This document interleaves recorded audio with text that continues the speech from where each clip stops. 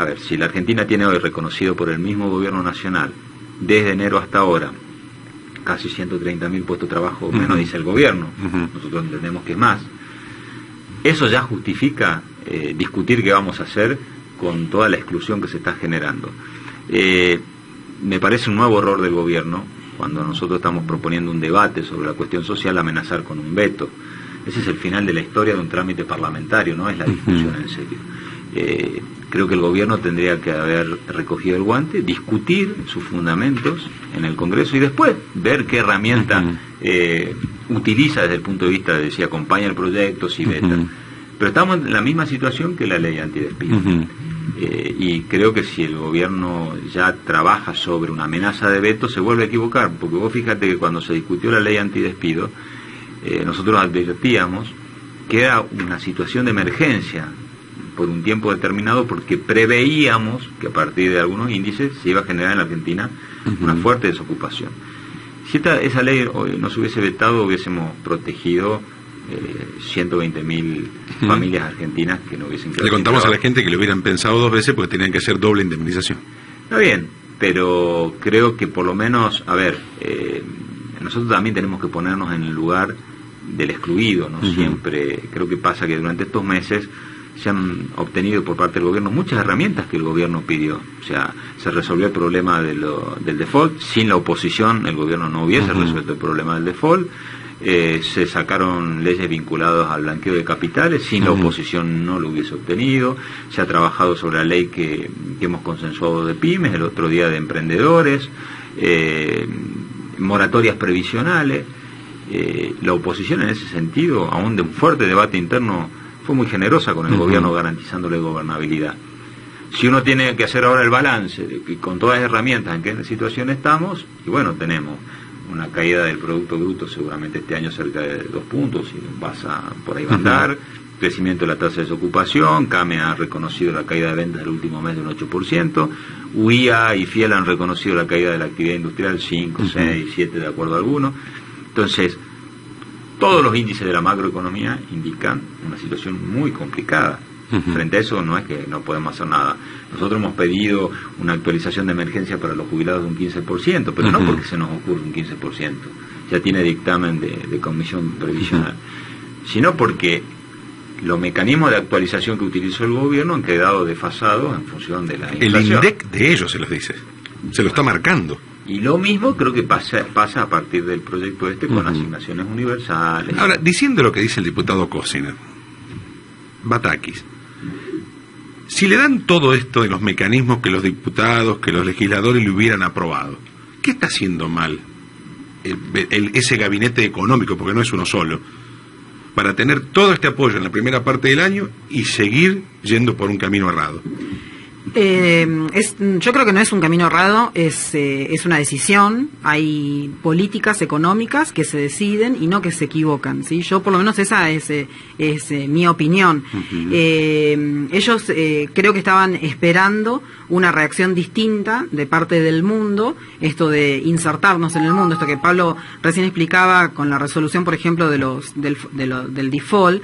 Se le da esta herramienta porque el gobierno espera que después de eso vengan inversiones, la lluvia de dólares que en algún momento se mencionó o los brotes de dólares que ahora se mencionan.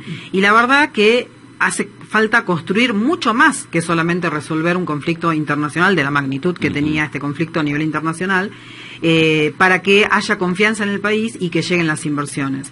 Es mucho más que eso. Por eso las inversiones no llegan, y además porque Argentina es un país muy conocido en el mundo, no solamente por el juicio del siglo, por el tema de los buitres, sino porque en general en los libros de macroeconomía internacional, cuando uno estudia, siempre los últimos capítulos tienen casos.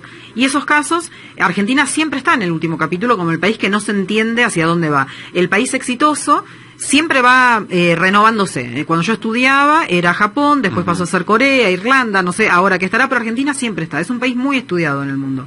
Entonces, cuando un inversor decide invertir en Argentina, pregunta por las cuestiones sociales y políticas, porque entiende que cuando lo social anda mal, lo político anda mal y lo económico también anda mal. Entonces, entiende de estas cosas. Y Claramente, el inversor extranjero lo que espera es ver qué va a suceder en la elección de medio término, porque una inversión real lleva más tiempo de lo que lleva una inversión financiera. Entonces necesita saber qué va a pasar en la elección de medio término para avanzar en la decisión de una inversión que le va a llevar tiempo. Yo lo que digo que recuerdo que en aquel momento, cuando se inició la apertura de la negociación nuevamente, ¿no es cierto?, a los fondos buitres, de ese 7%, 6% que quedó colgado, hemos tenido mucha repercusión a nivel internacional.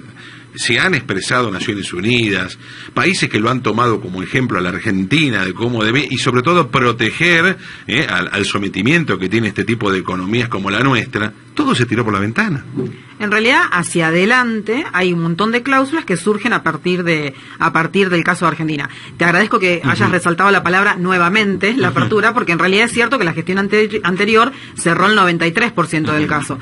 Y una cosa que yo, cuando me invitan a exponer en la Cámara de Senadores a nivel nacional, lo que yo decía es, guarda, porque como está planteado esto, no veo que sea el cierre final. Y claramente, hace 15 días están empezando a surgir nuevamente algunos fondos que le quieren hacer juicio a Argentina.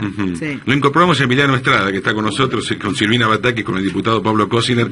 Él siempre a nosotros nos da toda la posibilidad de entender la economía, ¿no?, de una manera más fácil. Muy bien. Pero es verdad, o sea, yo lo que le cuento a la gente, a mí la verdad me preocupa, trato de decirle la verdad al oyente de Del Plata. El camino es un camino que está muy sinuoso en este momento, el bolsillo de la gente se va deteriorando. Hoy estar luchando por un bono, mira Pablo, me acordaba, un bono de hoy que el gobierno da de 3.000, leía en el 2014, el gobierno le daba un bono de 2.250 pesos en 3 cuotas de 7.50, y ahora se le da de 3.000, digo. Bueno, el tema también es, Miguel, de qué estamos hablando. Hoy lo prioritario en la Argentina es la discusión de cuánto es el bono y no de las políticas que se puedan generar para cada vez dar más trabajo.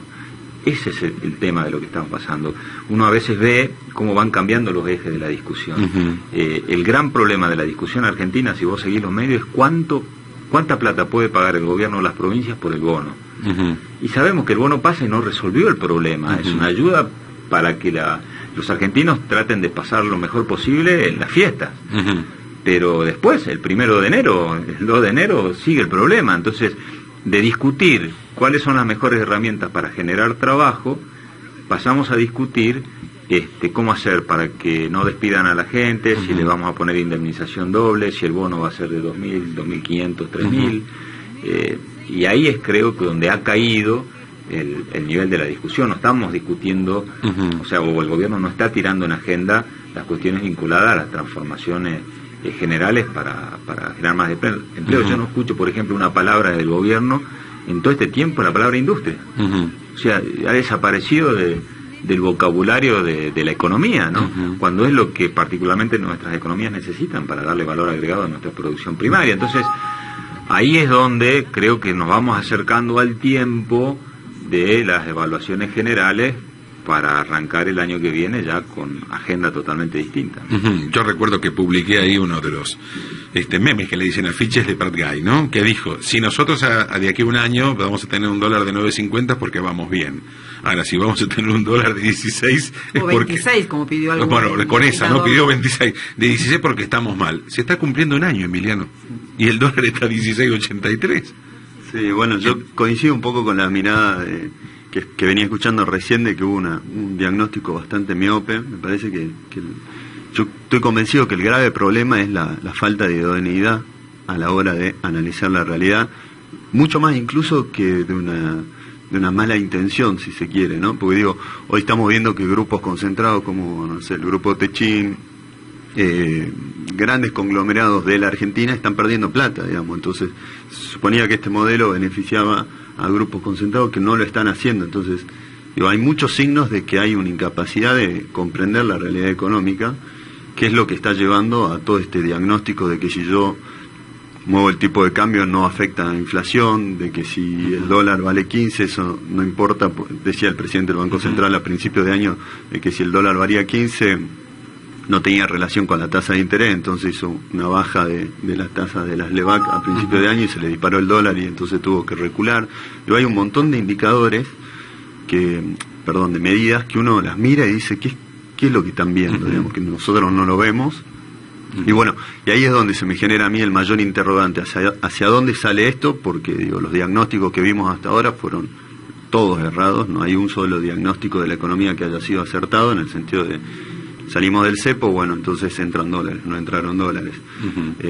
Salgo del cepo y a la vez quiero bajar el déficit fiscal, pero si la mayor necesidad de déficit fiscal viene de la parte de subsidios, y la mayor parte de subsidios es el energético y es el gas que viene con precio internacional, si yo antes de hacer eso hago una devaluación, aumento la necesidad del Estado de subsidiar ese déficit. Entonces no hay una lógica en todo lo que se está implementando y no se entiende qué es lo que está pasando, porque dicen vamos para un lado y todo lo que hacen va para el otro. Recién Silvina decías no es cerrado, como diciendo ellos saben hacia dónde van. Pero ¿hay proyecto económico? Vos que entendés de economía, vos haces una lectura de que hay un proyecto, porque yo veo el mejor equipo de los últimos 40 años, un montón de nombres, un montón de gente que ya la conozco. Sturzenegger, tanto vos como yo la conocemos, a Melconian lo conocemos, tienen diferencias entre ellos. A Prat Guy sabemos cuál fue su labor, su vida, qué administraba, qué hacía, qué contacto tenía con el JP Morgan. Pero ¿hay proyecto? Yo creo, como dije antes, que se toman decisiones económicas esperando que sucedan cosas por confianza, ¿sí? Y que, como decía antes, la confianza se construye, no es simplemente imposición de que hay una persona y esa confianza viene. Pero sí creo que son decisiones económicas, porque tampoco lo que yo mencionaba antes de las retenciones, por ejemplo, es algo que uno lo sabe y pasa a nivel mundial. Cuando uno baja la retención aumentan los precios internos. Por otra parte, todos sabíamos, cuando discutíamos por esta altura del año con el debate y unos meses antes, que si uno devaluaba el dólar oficial, ¿sí? Como decías vos recién, en realidad todos los contratos de Argentina en materia energética están en dólares, ¿sí? Ya sean internos o externos, con el hermano país de Bolivia, pero también con la hermana provincia de Chubut, o acá en Salta debe ser lo mismo. Están todos en dólares, entonces claramente eso iba a impactar en el bolsillo de cada uno de los usuarios o en el déficit, si es que lo iba a cubrir el Estado. Entonces, así como yo veo esto y que era Vox Populi, sigue siendo Vox Populi, no puedo creer que ellos no lo hayan visto. Sí coincido también en que no creo que haya malas intenciones, siempre hay buena intención de parte del gobierno, y de todos los que gobernábamos o los que de alguna forma tenemos alguna participación en las decisiones políticas, siempre hay buena intención. El tema es que al tener un diagnóstico miope, esas decisiones económicas conocidas y que se espera que vayan hacia algún lado, claramente los resultados esperados no llegan. Claro, pero Pablo, yo te reclamo a vos un ejemplo, vos me representas a mí. ¿Cómo le voy a permitir que le condone 19.000 millones a las empresas de electricidad cuando fueron ineficientes, no invirtieron y ahora se van a sacar? Cuando a mí me cobran los planes de facilidad, a vos te lo cobran. Entonces, ¿qué puede hacer el representante, el diputado, el legislador ante una decisión? Absolutamente nada. No, bueno, podemos discutirlo, podemos plantear discusiones a nivel particular del presupuesto, pero claramente hay veces que esas discusiones no alcanzan para revertir una idea. Sobre el presupuesto nosotros habíamos tomado una definición. Este tema puntualmente de las condonaciones lo hemos discutido en comisión, lo hemos planteado como una observación de nuestro bloque. Obviamente el oficialismo decidió no cambiar el dictamen. Quienes gobernamos la provincia, le pasó a Silvina cuando era ministra seguramente de la provincia de Buenos Aires, sabemos que los presupuestos son herramientas necesarias. Nosotros no íbamos a cometer la irresponsabilidad que sí cometió la oposición en su momento de dejar a la Argentina sin presupuesto. Planteamos las discusiones hasta donde pudimos, sabiendo que al final nosotros íbamos a acompañar en general el presupuesto y íbamos a plantear las observaciones en particular como lo hicimos. Tratamos dentro de todo mejorar los niveles de distribución de recursos para la provincia. Yo te comentaba el otro día acá que la pobreza no va a disminuir en la Argentina si en las provincias del Plan Belgrano se invierte el 19% de los gastos de capital solamente. Creo que hay que dar vuelta como una media a las prioridades presupuestarias y ver cómo en vez de hacer ese nivel de condonaciones de deuda se distribuye esos fondos para achicar las brechas de desarrollo, por ejemplo, ¿no? Pero creo que tanto en el diseño del presupuesto como en algunas medidas el gobierno sigue priorizando la transferencia de recursos a determinados sectores concentrados de la economía. Que el gobierno entienda que a partir de la reactivación de esos sectores viene el derrame, ya son diferencias ya además de fondo. Nosotros creemos que la historia de la Argentina ha demostrado que el derrame se da, pero siempre esa copa derrama para el mismo lado. ¿Qué me garantiza de manera mucho más ¿Pero justa? qué me garantiza con el marco legal que tiene la Argentina, con la incertidumbre de tarifas, que ahora me vienen a contar que la tarifa se va a conversar nuevamente en abril, por el tema del gas también, que se puede incrementar de nuevo, y me genera un marco... No se puede, se va a incrementar. Se va a incrementar, bien, se va a incrementar de nuevo. Entonces, en este marco, ¿quién me va a invertir? Y lo que digo Nadie. yo, que en oportunidades también, a veces, hablando con Pablo, yo le digo a Pablo, pero vos crees que es un error, que me dice, no, a veces vos crees que no es un error, que esta situación es por picardía, o porque lo hacen con... Pero es lo que decía Silvina, para cerrar pequeña intervención, son un conjunto de temas que hacen de las inversiones, porque vos está bien, le llenaste el camino, arreglaste con los holdouts. Ahora, si un inversor no tiene seguridad argentina, a ver, ¿quién va a venir a invertir en la Argentina? Si llega, se acuesta con una tarifa y no sabe con qué tarifa Esta es la realidad, pero entonces, punto uno, si es más fácil poner la plata en el circuito financiero que tomar el riesgo de contratar gente y hacer inversiones. O sea, tampoco es tan complicado el análisis, ¿no? No es un gran análisis. Pero porque yo digo, yo no quiero ser tremendista, pero si hoy sé que la LEVAC supera el circulante, hoy le han hecho ya una denuncia, ¿no?, por administración infiel. Pregunto, a mí me está dando toda la fotografía que están quemando las naves. ¿Qué significa quemar las naves? Desde donde yo lo veo, estamos agarrando todo lo que puede ser, estamos dándole a todo lo que le podemos dar, y si no tenemos que ir, nos vamos. O sea, soy duro en lo que digo, pero yo como periodista veo eso. Y lo veo cuando lo veo en la gente. Entonces todo el análisis puede ser quizás desde la posición de cada uno. ¿De dónde está sentado hoy? Yo creo que el gobierno está convencido de que el modelo le va a dar resultado. O sea, no es que tampoco creo que lo hagan porque, bueno... Pero ahora, ahora van por el Fondo de Garantía Sustentable. Bueno, eso es lo que viene ahora de la y lo tienen que defender ustedes. Y Y estando en esta situación, como te dan en la dictamen, lo han... que nosotros, a ver, el tema de vender las acciones de las empresas del Estado que tiene el fondo, nosotros se lo bloqueamos cuando salió, lo que pasa es que no se difundió mucho, cuando se discutió la reparación histórica, nosotros logramos votar en contra de la venta, entonces el gobierno no obtuvo la mayoría necesaria grabada, porque ahí estaba metida la cláusula. Entonces por eso van por el plan B, que es esta otra, meter en la ley de mercado de capitales este tema de desguazar. Yo leo la transferencia de bienes del Estado a Mendoza, en Buenos Aires, terrenos que son de los ferrocarriles, son otros temas, pero a lo que voy, que siempre van en la misma consonancia. O sea, vos estás necesitando dinero de reinvertir para generar trabajo, te fijas en esta emergencia social que cuánto le puede costar 1 millón de puestos de trabajo comparado con 19.000 millones que le estoy condonando. Entonces yo no veo una ventana que vos me diga, como recién dice Silvina, que dice, no, el camino está cierto, pero creo que tienen buenas intenciones, pero nosotros desde aquí, yo no puedo mentir, yo lo que estoy viendo es que las cosas son con una intencionalidad que va a terminar haciendo a cada uno del laburante que tenga que pagar este desaguisado. Ellos no lo van a pagar. Con esa, cuando vos me nombrás del dólar a 26, con esa quiere subir la retención a 20. Sí. O sea, quiere revertir todo. Ahora, te digo yo, con $1 a 26, ¿cómo queda el país? Hoy con déficit fiscal y con déficit comercial no tiene sentido tener $1 a 26 porque es para engrosarle el dinero al que apostó a dólar futuro, el que tiene abajo del colchón, o sea, para ellos. Sí. Y se traslada a precios, ¿no? Se traslada a precios. Básicamente totalmente. pasa eso.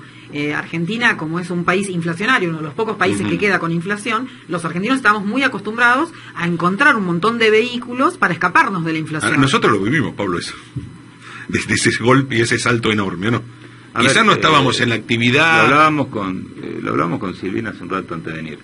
Todo lo que está pasando en Argentina lo vivimos. Lo vivimos, sí. Hablábamos recién del tema le comentaba yo este furor que hay de viajar a Chile, a comprar, y los tours de compra que se organizan, que es, y yo lo hablo con muchos amigos míos, que se hace esa cuestión.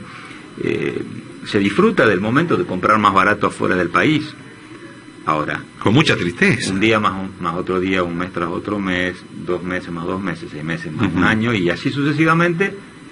Eso genera un impacto en la economía argentina, porque la ropa que compras afuera ya no se hace acá, los televisores que compras afuera ahora le van a castigar a la economía de Tierra del Fuego, desguazando toda la industria en materia de celulares, computadoras y demás. Me llamó ayer un hombre que hace elevadores de portones y me dijo, si me lo importan, yo fundo. En un tiempo eso genera pérdida de trabajo acá, y ya la gente que tenía recursos para ir a comprar afuera tampoco va a tener los recursos ni para comprar adentro ni para comprar afuera. Y, a ver, no es que estamos descubriendo nada nuevo, por ahí esa es la bronca que da, ¿no? De decir, bueno, estamos iniciando un camino, una historia que desgraciadamente ya la vivimos en Argentina. Sí, y también, una cosa nada más, lleva mucho tiempo construir y diversificar una matriz productiva, mucho tiempo, porque no es solamente proteger a la economía regional en los productos primarios.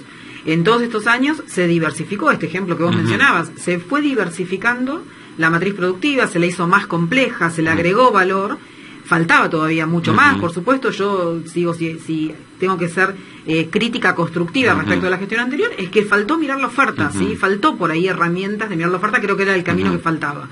Destruir esa matriz productiva lleva poco tiempo, pero volverla a construir lleva mucho tiempo. Además, en provincia ustedes se animaron a hacer lo que era un revalúo fiscal muy importante, que les dio un arranque, ¿no? Sí, que también es un detalle importante, porque hacía mucho tiempo que no se revaluaba provincia. Nunca se había hecho en la provincia de Buenos Aires. Y eso le permitió a ustedes poder arrancar de una manera distinta. Sí, también es una concepción, no solamente que uno recauda. El sistema tributario no es solamente para que el Estado recaude, también tiene que ser una herramienta de distribución de ingresos. Por eso, claramente está en discusión lo que es la cuarta categoría del impuesto a las ganancias, porque no es solamente la forma de recaudar, el motivo para recaudar, el vehículo para recaudar. También uno hace distribución de ingresos a través del impuesto, y nosotros estábamos convencidos que uno de los sectores que más ganancia había tenido en la provincia de Buenos Aires por el modelo macroeconómico había sido el agropecuario, y que tenía que aportar a ese modelo para que se siga generando crecimiento en la provincia. Y fue la única vez que se hizo un revalúo en la provincia de Buenos Aires. Te voy a llevar a un recuerdo que nos puedas explicar ahora, ¿no? Creo que fue en esta época, cuando te tocó el ahogo por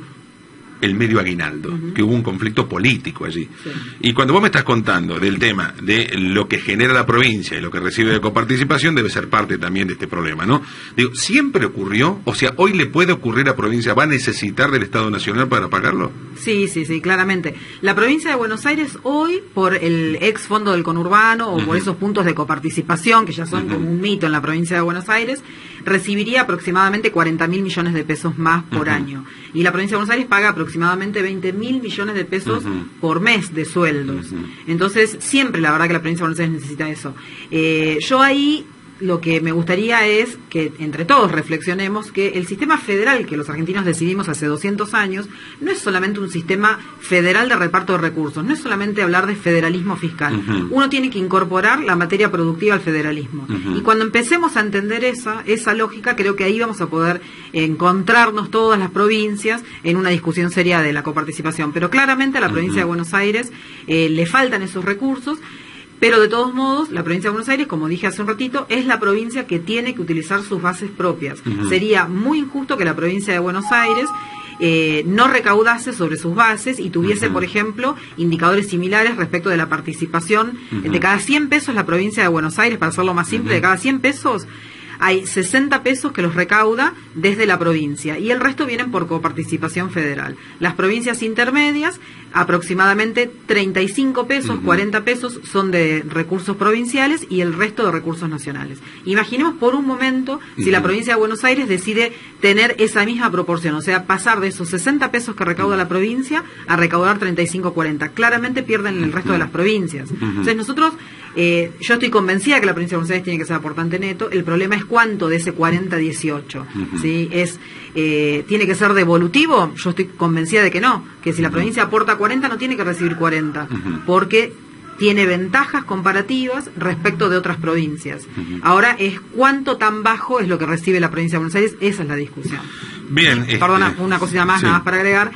Por supuesto, nunca, si se llegase a hacer esto con provincia de Buenos Aires, tiene que ser en detrimento de las demás provincias. El gobierno nacional fue concentrando recursos a lo largo de todos estos años y fue descentralizando funciones, potestades, gastos, ¿sí?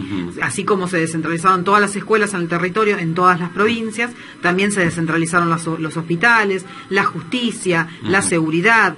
Entonces tenés un Estado nacional que fue gastando menos, si se quiere, porque se distribuyeron estos gastos en las provincias, pero que a la vez fue concentrando recursos. Entonces es el gobierno nacional el que tiene que hacer todas estas distribuciones de recursos, como hace poquitito se hizo una compensación, por ejemplo, para la provincia de La Rioja.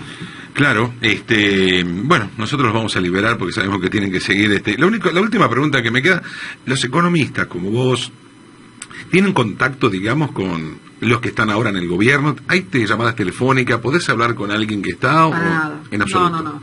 Para nada, y creo que tiene que ver, en mi caso en particular, que yo nunca pertenecí al establishment financiero, a la cual pertenecen en general todos los economistas que están hoy en la gestión. Yo la verdad que no tengo contacto, nunca me han llamado para ver qué es lo que pensábamos, ni a favor ni en contra. Cuando fui al Senado, invitada por nuestro bloque, no, tampoco tuve un llamado para decir queremos que digas tal cosa o tal otra, la verdad que de ningún lado.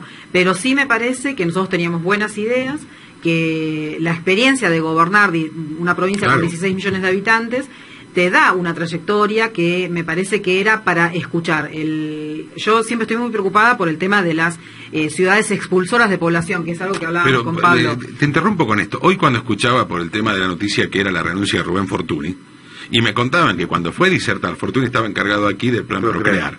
Cuando fue a disertar a Buenos Aires, él era el único que sabía y explicaba el tema. Ellos no tenían ni idea de cómo funcionaba. Por eso te pregunto a vos. Perdón, ¿no? Fue uno de los grandes errores de este gobierno haber cambiado el sistema, el sentido del Procrear. El Procrear, de ser un programa que generaba puestos de trabajo, pasa a ser un negocio inmobiliario. Claro. Ahora, yo a eso agrego una cosa, ¿no? Digamos, perdimos todo el 2016 y el 2017 la herramienta que está por implementar el gobierno, se le ve en el presupuesto para reactivar esto, es lo mismo que se venía haciendo, obra pública.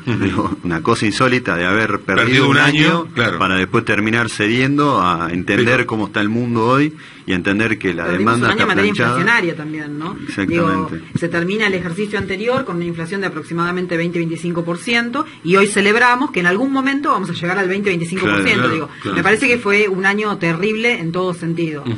Yo quedaba en esto de decir cómo ellos en ciertos programas que había y que sin analizarlos, sin estar, digamos, muy empapados del tema, se corrían, se sacan, y después te das cuenta que son buenos, como está diciendo Emiliano, y que quizás los podés adaptar de otra manera. Pero por eso te preguntaba si en una provincia tan importante no habían tenido contacto. Evidentemente, ninguno. No, para nada, e incluso la transición fue muy corta. Yo al ministro actual le había pedido si él podía estar un mes instalado en el ministerio conmigo para que ese último mes lo transitáramos juntos, y él argumentó que que tenía trabajo, que no podía, y apenas hicimos 3 reuniones muy cortitas, y nada más que eso. Pero creo que sí había una experiencia muy importante en materia de organismos internacionales, de emisión de deuda también, y de pensar un país con equidad territorial. Claro. Eso existía y era un programa que nosotros ya habíamos hablado con organismos multilaterales de crédito, pero que además teníamos la experiencia de haberlo implementado en la provincia de Buenos Aires. Y creo que eso hoy no está sucediendo. Hay una mirada muy, muy porteña con respuestas a esto que se comentaba recién del Procrear. Se desconoce desde Buenos Aires, desde la Casa Rosada, el impacto que tiene una medida de esa en las distintas partes de nuestro territorio nacional. Como que todas las medidas que se piensan en Buenos Aires se piensan porque hay subte. Y no hay subte en otras partes de Argentina. Bueno, el proyecto de devolución de IVA claramente se visualiza eso, la falta de conocimiento. ¿Cuánto hacía que no venías a Salta? No, este año creo que vine 5 veces ya. Bueno, sí, entonces has visto el crecimiento de viviendas que tiene Salta. Sí. Yo en particular también viví en Tacopozo, acá cerquita, y a Tacopozo sí hace mucho que no venía, y estuve en julio del año pasado, y la verdad que se ve cómo se invierten bien los recursos. Eso la verdad que es lo que a uno le da esperanza de seguir estando en esto, que a veces es tan ingrato como puede ser la política, porque uno necesita buenos conductores que piensen, como Pablo, por ejemplo, en el tema de la industria. Esto que hoy es una palabra que ha desaparecido del vocabulario de la nación, de los que gestionan el gobierno nacional, es una palabra que no puede desaparecer de nuestro vocabulario. Nosotros tenemos que luchar para que la pyme vuelva a generar trabajo en Argentina, me da miedo y que la industria tenga posibilidades. Hoy no suena a Trump eso, ¿no? No, pero bueno, nosotros lo venimos planteando siempre. En general, la economía peronista genera muchos beneficios para el sector industrial. Es muy difícil que el sector industrial en Argentina pueda competir con las ganancias del sector agropecuario, esta tierra tan rica que tenemos en todas las provincias. Entonces siempre fue necesario de parte del Estado que esté presente, un Estado que planifique hacia dónde queremos. Yo no veo que estemos planificando. El mundo está yendo hacia la robotización. Corea es el país más robotizado del mundo. China ya anunció que en el 2020 quiere entrar en el top 10 de los países robotizados, que en el 2050 quiere ser uno de los primeros. y nadie está pensando qué pasa en Argentina con la robotización y con la robotización de China. Digo, todos los chinos que no tengan trabajo, ¿a dónde van a ir? A mí me preocupa que no se esté pensando el futuro y que todo lo contrario lo estemos hipotecando. Bien, si quieren seguir escuchando, hoy 18 horas, ¿no? En el Casa Real, allí de la calle Mitre, van a estar 18 horas Silvina Batakis, el diputado Pablo Cosina, creo que también lo acompañan Roberto Arias, que es el director general de todo lo que es la etapa de capacitación o la escuela de capacitación de Gestar, también sobre el tema económico. Así que vamos a estar tratando de profundizar estos temas para hacer un diagnóstico y un debate sobre cómo arranca la Argentina la etapa esta que se va a iniciar el año que viene, ¿no?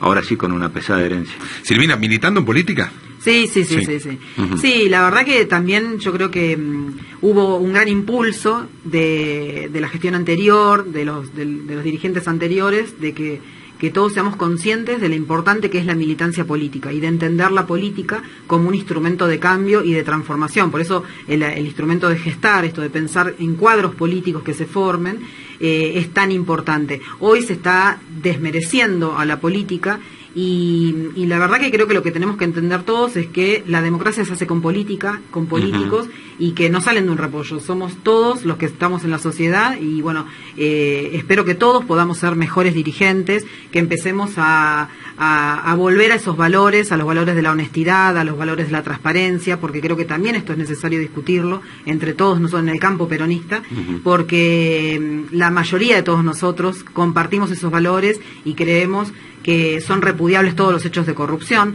y creemos en la política como transformador de la realidad a favor, para generar la igualdad de oportunidades. Entonces, aliento a todos los jóvenes que por supuesto piensen en la política, que es un instrumento necesario.